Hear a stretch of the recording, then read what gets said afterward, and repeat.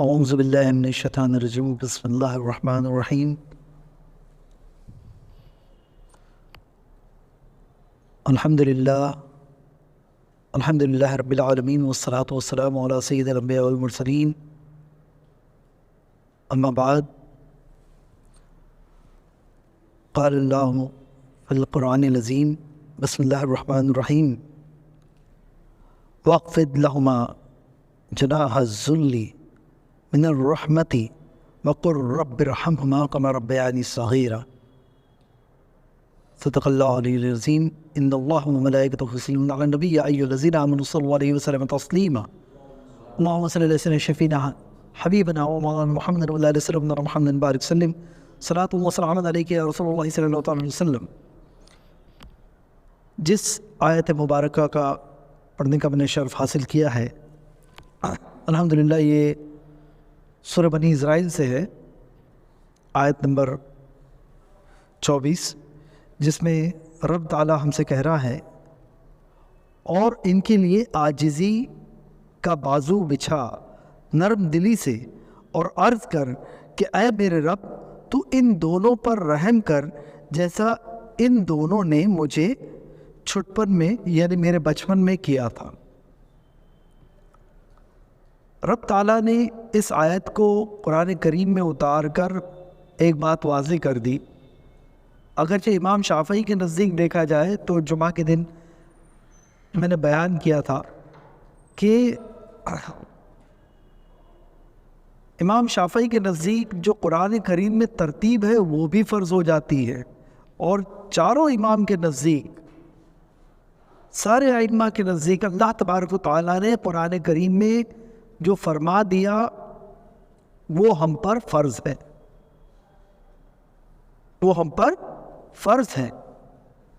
اور فرض کی تعریف کیا ہے؟ فرض کی تعریف اللہ اور اللہ کے رسول نے جو بات ہم پر فرض کہہ دیا وہ ہم پر لازم ہے۔ جو شخص فرض کو ادا نہ کرے وہ فاسق ہے، اور جو اس کا انکار کر دے وہ کافر ہے۔ بڑی آسان طریقے سے فاسق اور کافر کی پہچان بھی بتا دی گئی ہے۔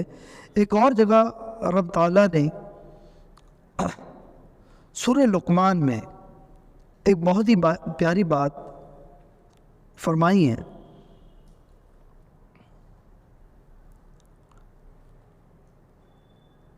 ایک بار آواز بلند درود شریف پڑھ لیں۔ اللہم صلی علی سیدنا شفیعنا حبیبنا ومولانا محمد وعلی آلہ وصحبہ محمد بارک وسلم صلاۃ و سلام علیک یا رسول اللہ صلی اللہ علیہ وسلم۔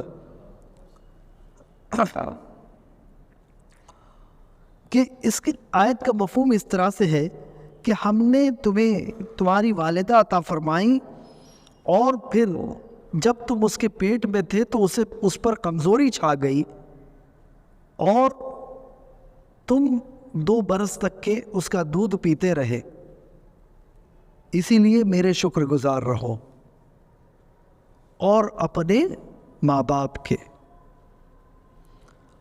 اور آخر میں تمہیں میری ہی طرف لوٹنا ہے۔ گویا رب تعالیٰ قرآن کریم میں سورہ لقمان میں یہ ہمیں حکم دے رہا ہے کہ اللہ تبارک کوئی حدیث مبارکہ میں آتی یا کسی علماء کی زبان سے سن لیتے تو بات الگ ہوتی، مگر رب تعالیٰ جب خود اس بات کو کہہ دیتا ہے تو وہ بات ہم پر واضح ہو جاتی ہے، ہم پر فرض ہو جاتی ہے کہ ہم ماں باپ کے شکر گزار بنیں، ہم ماں باپ کے شکر گزار بنیں۔ بہت سے لوگ یہ کہہ دیں گے کہ ہمارے والد نے ہمیں دیا ہی کیا ہے، ہمارے والد نے ہمیں دیا ہی کیا ہے، دنیا بھر کے قرض چھوڑ کے چلا گیا، یا پھر کوئی ہمارے لیے دولت نہیں کمایا، یا کوئی بڑی پوزیشن خود نے زندگی میں حاصل نہیں کیا، یا خود بڑا کوئی کام نہیں کیا۔ پیارے آقا صلی اللہ علیہ وسلم کے پیارے دیوانوں، اسی والد کی وجہ سے آپ اس دنیا میں ہو. اسی والد کی وجہ سے آپ جنت میں جا سکتے ہو. وہ کس طرح سے کہ جب تم دنیا میں آئے اور تمہیں رب تعالیٰ کی پہچان ہوئی, رب تعالیٰ کی دعوت حاصل ہوئی, تم اپنے آپ کو اللہ کی طرف پھیر دو, اللہ کی طرف پھیر دو, اللہ کو اپنے آپ کو سونپ دو اور ماں باپ کی فرما برداری کرو. جب تم اپنے آپ کو اللہ کی طرف پھیر دو گے, ماں باپ کی فرما برداری کرو گے, تو پیارے آقا صلی اللہ علیہ وسلم کے پیارے دیوانوں, یہ واضح رہے کہ اللہ تبارک و تعالیٰ اس بندے سے راضی ہوتا ہے جس سے اس کے ماں باپ راضی ہوتے ہیں. اس بات کو بہت ذہن میں رکھو. اور میرے آقا صلی اللہ علیہ وسلم نے یہ تک کہ فرما دیا کہ جب تمہارے ماں باپ اپنے ماں باپ سے اچھا سلوک کرو, حسن سلوک کرو, اپنے ماں باپ سے حسن سلوک کرو, اور جب وہ گزر جائے تو ان کا جنازہ ادا کر دو, ان کا جنازہ ادا کر دو اور ان کے لیے دعا کرو, اور انہوں نے جو بھی کام ادھورا چھوڑ رکھا ہے اسے پورا کرو, ان کے لیے خوب صدقہ کرو, ان کے لیے خوب صدقہ کرو. یہ بھی کس کا قول ہے؟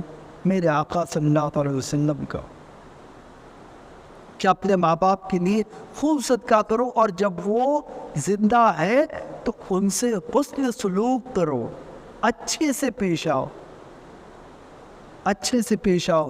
حتیٰ کہ ایک جگہ رب تعالیٰ یہ بھی فرما رہا ہے کہ اگرچہ تم اپنے ماں باپ کو پالو یا دونوں میں سے کسی ایک کو بری حالت میں پالو تو اف تک نہ کرو, اپنے ماں باپ سے اف تک نہ کرو. آج معاذ اللہ ثم معاذ اللہ بچے یہ سمجھ لیتے ہیں کہ صرف ماں باپ سے اف نہ کہنا ہے, اف کے علاوہ ساری باتیں کہہ دینا ہے,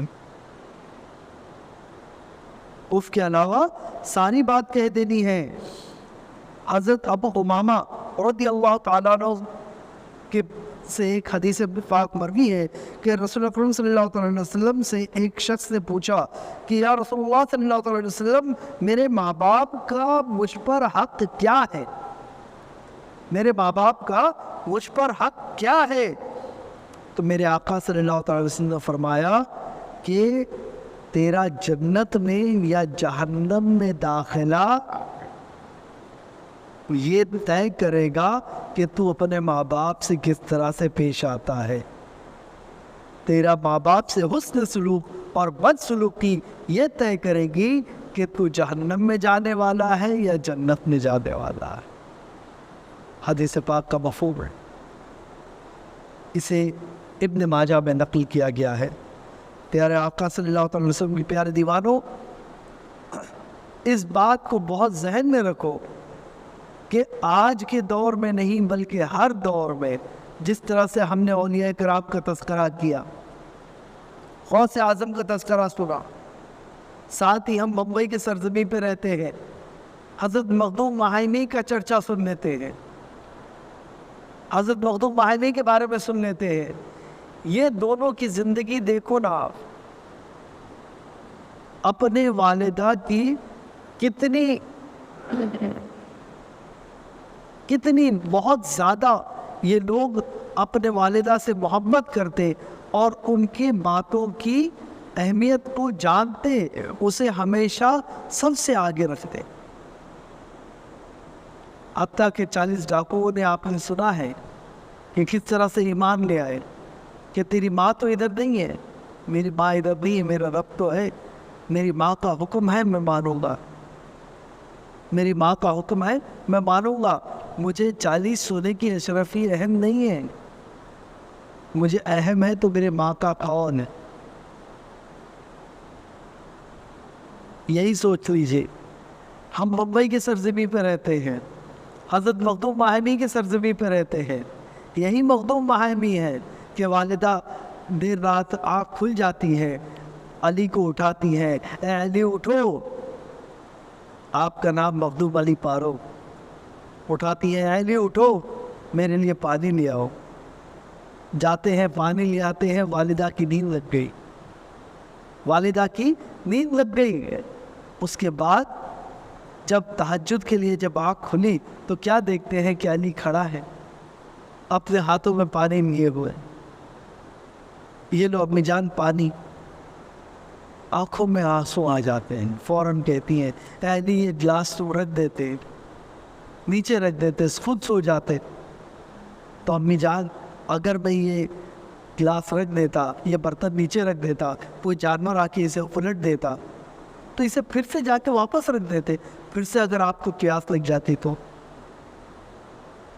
سوچ لیجئے یہ عمل وہ عمل رہا کہ فوراً والدہ نے مصلی بچھا کے ان کے لیے دعا کی، اور رب تعالیٰ نے ان کو وہ درجہ عطا فرمایا، وہ درجہ عطا فرمایا کہ آپ سنو گے تو حیران ہو جاؤ گے کہ ان کی ایک دائی تھی، وہ دائی ان کو بہت غور سے دیکھا کرتی تھی، بہت ہی غور سے ان کے ہر چال کو دیکھا کرتی تھی، آپ کہاں جاتے ہیں، کہاں سے آتے ہیں، کتنا زیادہ آپ گھومتے پھرتے ہیں۔ آپ کا یہ عمل تھا کہ آپ کی ایک بکری تھی جس سے آپ کو بہت زیادہ محبت تھی، بہت زیادہ محبت تھی، وہ بکری اکثر گھومنے پھرنے چلی جایا کرتی تھی۔ ایک بار ایسا اتفاق ہوا کہ وہ بکری کا انتقال ہو گیا، وہ بکری کا انتقال ہو گیا۔ وہ دائی دیکھتی ہے اور سمجھ جاتی ہے کہ یہ بکری میرے علی کو بہت زیادہ عزیز ہے، میرے علی کو بہت زیادہ عزیز ہے۔ اسے اٹھاتی ہے، سمندر کے کنارے لے جاتی ہے،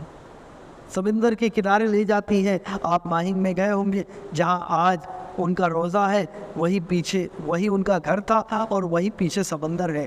پیچھے سمندر کے پاس اس بکری کو چھوڑ آتی ہے، اور جب واپس آتی ہے تھوڑی دیر میں حضرت مخدوم علی باہمی پوچھتے ہیں کہ میری بکری کہاں ہے، تو آپ کہتی ہیں کہ وہ سمندر کے کنارے چلی گئی تھی، وہ سمندر کے کنارے چلی گئی تھی۔ بچپن کا حال ہے، فوراً دوڑ پڑتے ہیں سمندر کے پاس، اس بکری کو دیکھتے ہیں، بکری کو دیکھتے ہیں، اسے اٹھاتے ہیں کان سے اور اس بکری کو ساتھ میں لے آتے ہیں، اس بکری کو کان سے اٹھاتے ہیں اور ساتھ میں لے آتے ہیں۔ یہ درجہ رہا ہے حضرت مخدوم علی باہمی کا، اور یہی والدہ کی دعا رہی کہ اللہ تبارک و تعالیٰ نے آپ کو ایسا بلند درجہ عطا فرمایا۔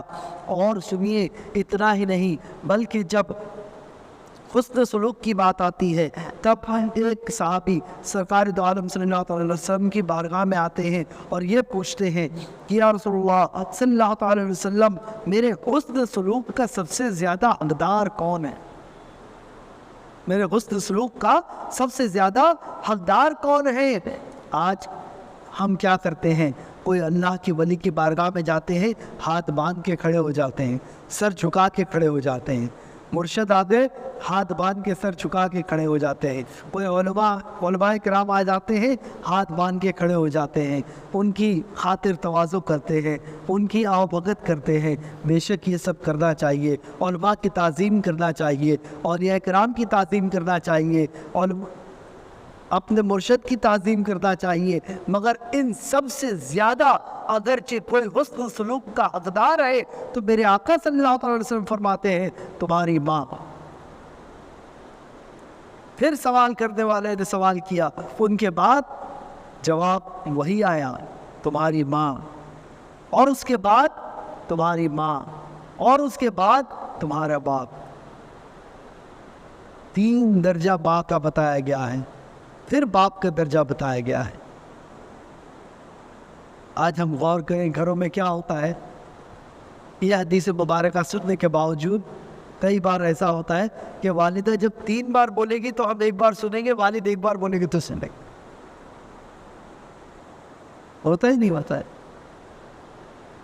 ذرا غور کریں والدہ کا درجہ کیا ہے، والدہ کا درجہ کیا ہے، کن تکلیفوں سے اس والدہ نے تمہیں اس دنیا میں لایا ہے۔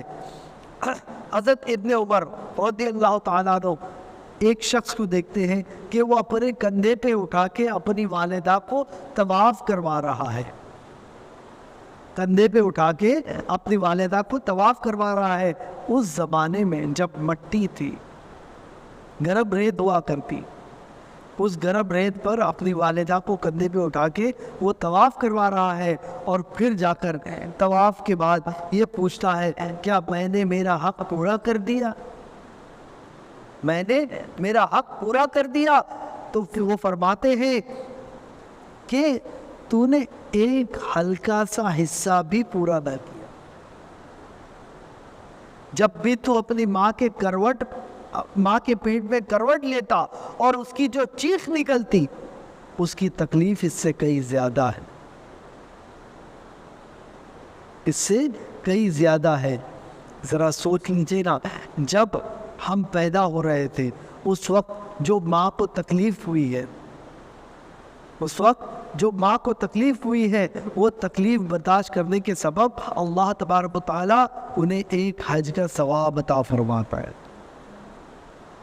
کس تکلیف سے انہوں نے ہمیں پیدا کیا ہوگا، ذرا یہ سوچ لیجیے۔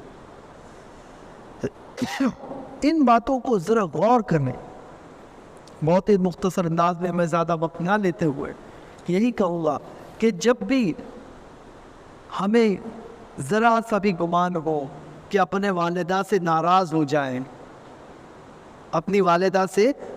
ہو جائیں، پھر سوچ لیجئے گا کہ عین وقت میں آپ کی والدہ آپ کے والد سے ناراض ہو کر پلٹ جاتی تو آپ پیدا ہی کیسا ہوتے ہیں؟ پیدا ہی کیوں کر ہوتے ہیں؟ وہ والدہ جس نے 9 مہینہ آپ کو اپنا خون پلایا، ہر تکلیف برداشت کی، جو بھی مصیبتیں آئی اسے اٹھائی، ہر طرح سے تمہاری حفاظت کی، تمہیں اپنے گوشت کا حصہ بنایا، تمہارے لیے ہو سکتا ہے اسے کافی چیزیں پسند ہو، انہیں چھوڑ دیا تاکہ تم اس دنیا میں آؤ، اور تم نے اس دنیا میں آنے کے بعد کیا کیا اس کے ساتھ؟ اس کے حکم کو کتنا مانا،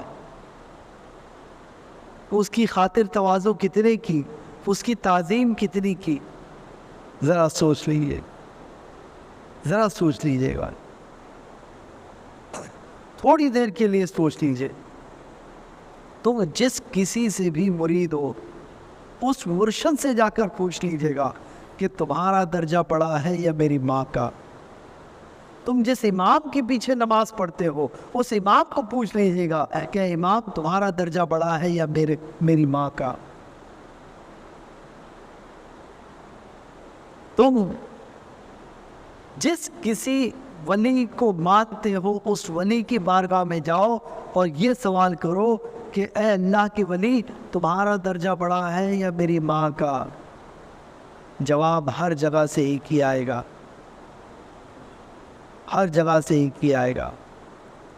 تمہاری ماں کا۔ اللہ اور اللہ کے رسول کے بعد اگر کس کا درجہ ہے تو ماں کا ہے۔ اس بات کو بہت ذہن میں رکھو۔ یہی سوچ لیجیے نا جو آیت میں نے شروع میں بیان کی ہے، اگر کسی کو یہ یقین ہے کہ اس کی نمازیں قبول ہونے والی ہیں، ہم نے جو عبادت کی، ہم نے جو وضو کیا، ہم نے جو طہارت حاصل کر لی، ہم نے جو تقوی حاصل کر لیا، ہم نے خشوع و خضوع کر لیا، تمام چیزیں، تمام شرائط پورے کی، تمام فرائض پورے کیے، تمام سنتیں ادا کر دی، اس کے باوجود بھی ہمیں یہ یقین ہے کہ ہماری نماز قبول ہوگی، ہماری عبادت قبول ہوگی، مگر قربان جاؤ رب تعالیٰ پہ کہ رب تعالیٰ نے اتنی پیاری آیت قرآن کریم میں اتار دی، اور قربان جاؤ اس کے حبیب صلی اللہ تعالی علیہ وسلم پہ کہ انہوں نے کتنا ہی بہترین میسج ہم تک پاس کر دیا کہ اگرچہ نماز کے بعد صرف اتنی سی آیت تم پڑھ لو، رب ارحمہما کما ربیانی صغیرا، اپنے ماں باپ کے حق میں تم دعا کر لو، اپنے ماں باپ کے لیے تم دعا کر لو، جو بھی عبادت میں کمی ہوگی اللہ تبارک و تعالیٰ اسے دور کر کے تمہاری نمازوں کو قبول کر لے گا۔ یہ درجہ ہے ماں باپ کا۔ یہ درجہ ہے ماں باپ. اور اس کے باوجود بھی اگرچہ تم اپنے ماں سے، اگرچہ تم اپنے باپ سے کوئی برا سلوک کرو، تو پھر دھیان رکھو کہ سرکار دو عالم صلی اللہ علیہ وسلم کا فرمان کیا ہے، جنت میں داخلہ یا جہنم میں داخلہ یہ اس پہ واضح ہے کہ تم اپنے ماں سے حسن سلوک کرتے ہو یا بد سلوکی کرتے ہو.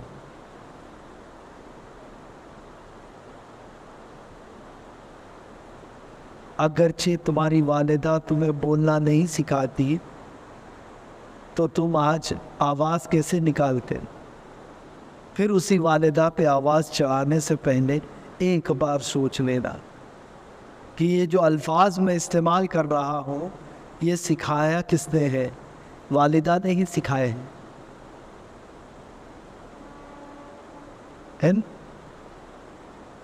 یہی والدہ ہے جس نے یہ بتا دیا کہ یہ جو ہمارے گھر میں شخص ہے یہ ہمارا باپ ہے. یہی والدہ یہی والدین ہے جس نے ہمیں بتا دیا کہ ہمارے آقا صلی اللہ تعالی علیہ وسلم سب سے بہتر شخص اس دنیا میں آئے ہیں. یہی والدین ہے جس نے ہمیں رب تعالیٰ کے قریب پہنچا دیا، ہمیں پہچان کرا دی کہ یہ ہمارا رب ہے اور اسی کا ہمیں سجدہ کرنا چاہیے. ہم خوش نصیب ہیں کہ ہمیں والدین ملے، اور ایسے والدین جنہوں نے اللہ اور اللہ کے رسول کا ہمیں پیغام سنا دیا. ورنہ سوچیں کہ دنیا میں کتنے لوگ گھوم رہے ہیں، کیسے کیسے لوگ گھوم رہے ہیں. اللہ اکبر. ہم تو ہم ہیں، ہماری کیا اوقات ہے. حضرت موسیٰ علیہ السلام اللہ تبارک و تعالیٰ کی ملاقات کے لیے جاتے ہیں، وہاں ٹھوکر لگ جاتی ہے. اے موسیٰ ٹھہر جاؤ، سمجھ جاؤ. اے موسیٰ سمجھ جاؤ. حدیث پاک کا مفہوم ہے کہ اب تمہاری لیے خیر کرنے والی والدہ اس دنیا میں نہیں رہی. ایک نبی سے کہا جا رہا ہے، ایک نبی سے کہا جا رہا ہے.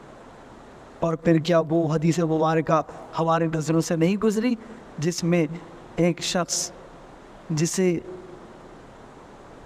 عالم سکرات میں ہے مگر کلمہ پڑھنا نصیب نہ ہو رہا ہے، تڑپے جا رہا ہے، تڑپے جا رہا ہے، نہ جان نکل رہی ہے، نہ کلمہ پڑھنے جم رہا ہے.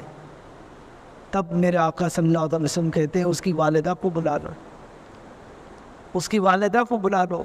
اس کی والدہ آتی ہے. کیا تم اپنے بیٹے سے ناراض ہو؟ وہ کہتی ہے ہاں.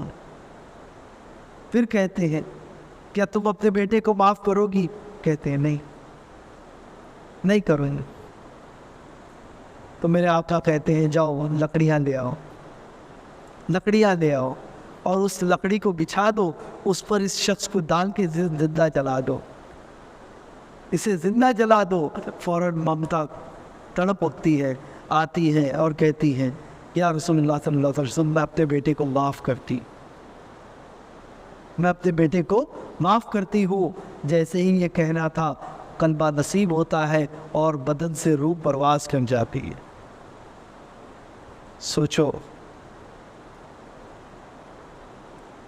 اگرچہ ہم اپنے والدہ سے ناراض ہو جاتے ہیں، اپنی والدہ کو دھتکارتے ہیں، اپنی والدہ پہ آواز چڑھا کر بات کرتے ہیں، تو اب ہم سوچ لیں کہ رب تعالیٰ کا حکم کیا ہے اور ہم کیا کر رہے ہیں.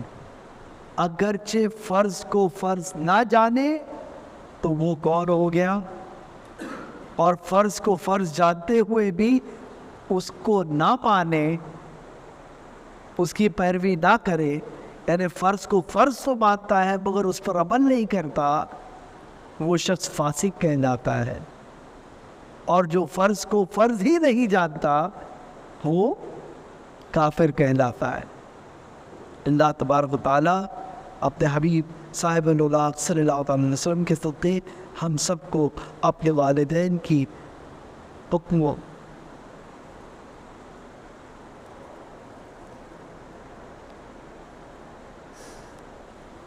اپنے والدین کی فرمانبرداری کرنے کی توفیق رفیق عطا فرمائے. ہم سے جو بھی اس گناہ سرزد ہوئے ہیں اللہ تبارک و تعالی ہمیں معاف فرمائے. اللہم اغفر لی ولوالدی وللصائمین جميع المؤمنین یوم یقوم الحساب.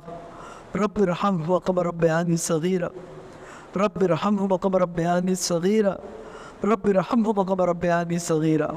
الہ العالمین ہم میں سے جن کے والدین حیات ہیں یا اللہ انہیں عمر وسیع بالخیر عطا فرما دے. العالمین ان کے تمام صغیرہ و کبیرہ گناہوں کو معاف فرما دے. اے رب ذوالجلال ان کے تمام صغیرہ و کبیرہ گناہوں کو معاف فرما دے. یا اللہ ہم سب کو اپنے والدین سے حسن سلوک کرنے کی توفیق عطا فرما.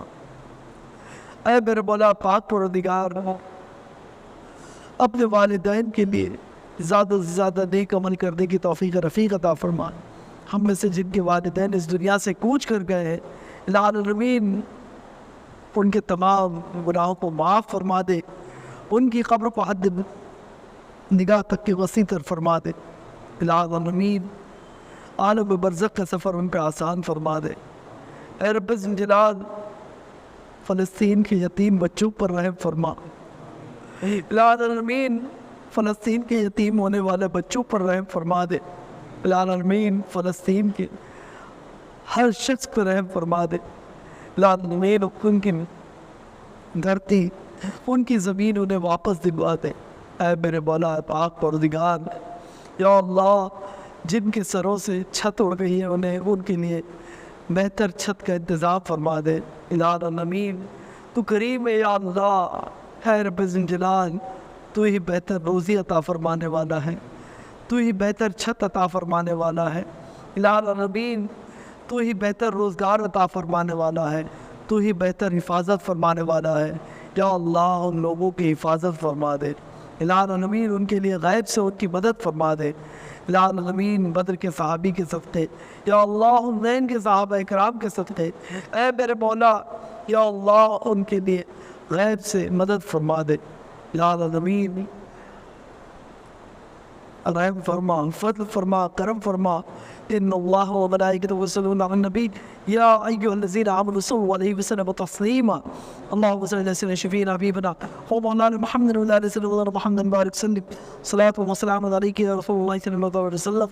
سبحان ربك رب العزة عما يصفون وسلام على المرسلين والحمد لله رب العالمين. لا إله إلا الله محمد رسول الله صلى الله عليه وسلم.